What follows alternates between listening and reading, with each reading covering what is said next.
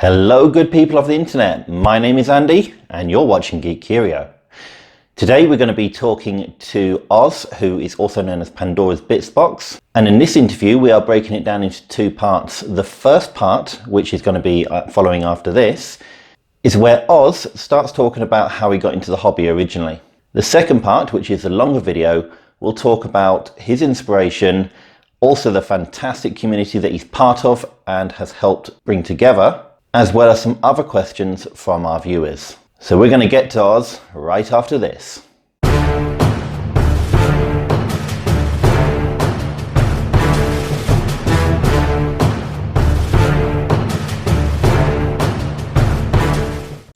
Hi Oz, thanks you very much for joining us here on Geek Curio. How are you this evening? Pretty good, thanks. It's good to speak. Good. Well, thank you very much for agreeing to do this interview. Just for anyone watching, Oz is a master of taking things apart and putting them back together again, I think. So, and mostly in the Warhammer universe as well. Is that right? Or do you do other outside of that, or you mainly stick to Games Workshop? Yeah, no. Most of the stuff I do is for Warhammer 40,000. I don't play other board games. Don't play AOS yet. And you know, I've made some things which sort of probe into the lore of Warhammer 40,000, like as presents for people. But yeah, and because I mostly have like Games Workshop bits, so it just makes sense. It makes sense, yeah. First question: how did you first get into the miniature painting and miniature conversions hobby? Okay, so I think it was about 11 or 12, and a guy I knew, like a friend from school, got me into Warhammer Fantasy. And so I played that. I can't remember for how long, maybe 5 or 6 years or something. Don't remember how I got out of it, out of the sort of. There was definitely a gap, and I don't even know where all those miniatures went. My memory's awful, and I can't find them anywhere. I've checked my parents' attic numerous times for nostalgic reasons, and it's always a bit sad when I fail. But then I got into it more so. Back then I was just painting, and I didn't really enjoy the painting. In fact, one of my close friends, he painted all of my favorite miniatures, like the big centerpiece ones, like the Skaven. So he would do like the Vermin Lord and stuff, and he would do that for me because I just didn't trust myself to do a good enough job. When I was in college, I was in Cardiff with one of my friends from college, and we walked past Games Workshop, and he went, "Oh, cool! I remember playing this." And I said, "Oh, I used to as well. I played Fantasy." He said he played 40,000. So he said, "Oh, let's we go and have a look." I was like, "Yeah." So we went in and we did an intro game, and it was Battle of Macragge. So it was Gene Stealers, Tyranids, and Marines. So it was like, obviously, like for Macragge, it's like Ultramarines. Good old Smurfs. And so we played the intro game, and we had a load of fun. Obviously, we had an overly enthusiastic Games Workshop representative run us through the game, but I enjoyed it. And we both walked out with he walked out with a Star Collecting Tau. I walked out with a Star Collecting Tyranids, and it went from there really. Already, I didn't realize that I was really into the conversion side of things because I wasn't that familiar with when I started the concept of conversions, almost. But apart from actually, when we did Fantasy, me and my friends tried to make Chaos spawn out of things like plasticine and then paint that. And I even remember seeing in the magazines there would be instructions for like putting, because all the models were like white metal and stuff. They'd be all metal models. And I saw these guides for pinning them, and I remember seeing like the little saws, and I remember seeing them like guys are pinning things together, and I remember looking at it and thinking, who in their right mind is doing that? And now I love pinning stuff. It's all you do. I pin I'm a pinning advocate. I'm like, I'm having trouble with this. I'm like, yeah, just pin it. It's fine. It's really easy. And obviously now it's different that things are plastic, but it's actually one of the reasons that, like, I know a lot of people really hate Pinecast, but I never really got into the hatred of Finecast because Finecast is easier to convert than metal. Yes. And if something is broken, if it's all like, it's got like hollows in it because of poor cast, well, to me, that's just an opportunity for me to convert it because I'm like, oh no, his face is missing. Skull face, part of face, or something. Just whatever. Because I can't be bothered with sending stuff back. And obviously, if something was like really awful and there was like misaligned, we couldn't get away with it, that might be different. I can appreciate why people think I'm paying a lot of money for my mini. I want it to be perfect. But that's how I felt when they came out. Yeah, so when I first got into it, and I think my first box of Tyranids, it was 5th edition Tyranids, and they had lots of customization for like, it would be a piece of what do they call them? Like it's all the biomorphs, which are essentially the war gear of Tyranids, and each single biomorph could like increase the stat by 1 Okay. along the board. And so obviously I made a Carnifex and went, I'm just going to give him everything. And so I turned mad, like sticking everything on it, and then I was like cutting up bits of like armor, like adding. I thought he doesn't look like he's any more armor plated than he normally would be. But I've given him more armor, so I'm going to give him more armor. So I was already messing with stuff like that. I think I ended up with some space marines. So I ended up doing now. It seems crazy, but at the time I was like, that's boring. I'm going to take those vents off. I'm going to cut those vents off, turn the backpack upside down, and stick the vents somewhere else, and I could create a new power pack or whatever. Which someone would be like, what is he doing? But obviously, at this time, I knew nothing about the 40k lore at all. So, I mean, doing that could feasibly be considered Heresy. heresy in and out of the universe. And so, yeah, they could be like, whatever, renegade space marines. So, and I, practiced a bit of green stuff in, gave it a mohawk, but that I still didn't really get heavily into converting at that time. You've probably made a I few just got enemies then if you just like didn't know the lore and you started chopping up this and making backpacks upside down and so this, well, until I've only been on social media with stuff for about a couple of years, and literally up until that point, I lived in a safe little bubble, of your own just my mind. group of friends. No, yeah, just in my own mind. No, my group of friends. So, when I played fantasy, there was like 3 of us playing. Then there was a friend I started playing 40k with, and it was just me and him playing. Then I moved and started playing with another small group of friends of maybe 3 or 4 people. Slightly more expanded in recent years, but again, I don't play tournaments. I think I've only played at the local GW once. Well, and that I've only played at a gaming venue like once or something. So I've never really had to worry about what other people think about what I'm doing. I know there's lots of controversial opinions about what people do with their miniatures and whether they want to stick female heads on space marines or whether they want to do. I went to Warhammer World once and I saw, I don't know if it was a chaos, I don't know what it was, but everything was painted Hello Kitty. It was like the whole army was like bubblegum pink with little white cats all over it. And I just thought, cool. Because I like You that gotta have person is you gotta put expressing your own themselves. stamp. Yeah, so I don't care. Like I like the stories, but it's a game, and I can easily distance the miniatures from the stories. I'm so that like if someone said you can't do that, I'd say like I think you find it though, whatever. But yeah, I did get more into stuff. Like once I moved and got to know the friends locally to where I live now, I didn't realize how into it he was. I think he trying to figure out how we found out. I think my girlfriend at the time, who's now my wife, she knew him from school, and she said to me something like, "I think Dave used to play this."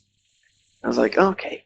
I think I queried him about it, and he said, "Oh, do you play as well?" And I'm like, "Yeah, yeah." And he was really tentative about it because he later told me that while he was in college, he went to college in Nottingham and never went to Warhammer World, and well, like Warhammer and Blood Bowl and GW is like is his pastime, his life. He loves it so much, and he never went. And he just kept it all secret from everyone he knew at uni. It was like his secret shame. And so when he found out I was into it, we just started the ball rolling again, and he started getting all this stuff out. We started playing together, and then it just snowballed and didn't. And like, you know, it was like a runaway train, and there was no slamming the brakes on. It was dismantling the brakes and using them for something else and whatever. It was just going crazy. Yeah, and he's told me that sometimes I'll have an idea. I'm like, we're doing this thing, and he said he used to say, "No, I don't know. It seems like that might be a bit hard, or is it worth it?"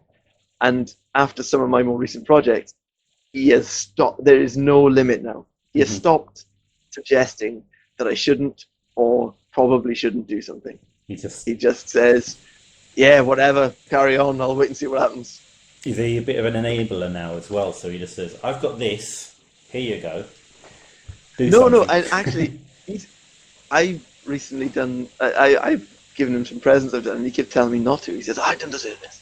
But we all enable each other. So there's a few of us doing a blog together, and we will like, paint in the dark. So we will egg each other on with it, like with an idea, and two of us have been in lot together for I don't know, like a decade or more now. Then another guy joined us who I met through Discord I helped run, and actually no, him I met through like a forum. It was Daka or Zero or one of them. I don't know. I don't really use those anymore, but it was through one of those. I was just wondering if there was anyone local, and I didn't expect to find anyone. But we became really good friends, and I'm like the godfather to his daughters. We're really close now, and he's one of the other contributors to the blog. Yeah, so that was born of just an interest in models, and I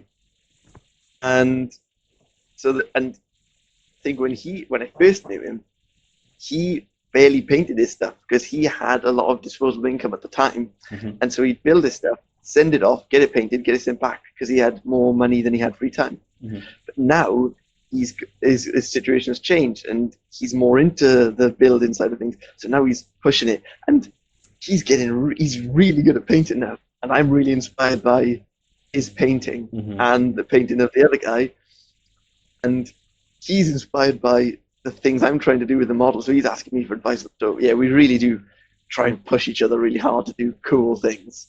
It's really awesome. I love it. So you don't feel like you're the weakest link when it comes to painting, but you want to be able to level up at least anyway?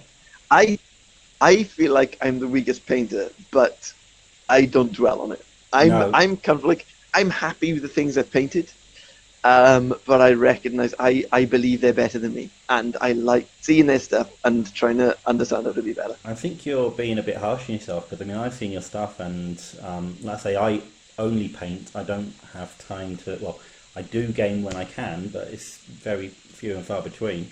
And your stuff, I think, is really, really good. So. Oh no, I'm not saying like, oh, I'm so sad. I'll never be as good as my friends. No, I'm really chuffed with the things I've done. Yeah. I'm quite slow. I know that's not a measure of quality, but I mean, I'm getting faster, but I'm still horribly slow. It takes me ages to get stuff done. There's definitely things, and I can see improvement. I am getting better, but there's certainly things which I look at something my friends have done, I think, oh God, I can't imagine me being able to do that. And then I think I need better brushes. Look after my brushes well enough. I can't really justify the cost of nice brushes if I can't look after my brushes well enough. But then I'm in this weird place where I feel like I need to get better before I can get better brushes. But I feel like my brushes aren't good enough for me to get better, and I don't know where to start. I think I'm going to have to give you that tip that I gave. I put it out on one of my earlier videos, and people laugh at me, but it works. But seriously, I know everyone uses brush soap and brush repair gel, but toothpaste.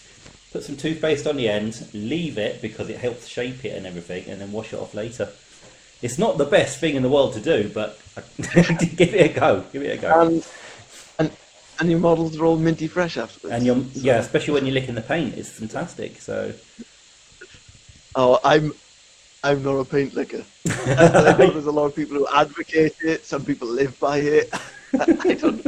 I don't lick my brush. I never have. You might do if it's minty fresh though. So I tell you, actually, I feel like I don't lick it when there's paint on it, but I Mhm. have licked it when there's epoxy putty on it. You sick man. Yeah, I live on some other path that is parallel to everyone else's, But no one else but knows about it but different. you. No, Mm. I'm the only one doing that. The only one eating my epoxy putty. That's one of the things that I take note of when I'm trying new paints is what do they taste like, and is it a paint I'm willing to put in my mouth when I know there's a bit of the I've residue on. heard so many people say stuff like that. Yeah. They're like, "Ah, contrast paints tastes awful," and people reminiscing over the good old days of washes that tasted better than the current wash. It's What true. are you saying? It's true. It's like the I think there's a company called Cote d'Arms who apparently they used to do the old. You remember the black lid twist off ones from years and years ago. No, no, I don't know those ones. I think we're talking like when you had Goblin Green and Yeah, yeah, yeah. yeah, and they are doing their own paints. They're very hard to get hold of in the UK. I think they're on the continent somewhere. But there's people actually going out buying those paints just because they taste better. Well, it's funny. I went to Warhammer Fest last year, and it was when they were releasing Contrast. It Yes, yeah. wasn't out yet, and they were doing lots of like reveals at Warhammer Fest. And I went to one of the seminars that was on. It's called like the science of paint, and they were talking about their contrast and how they developed it.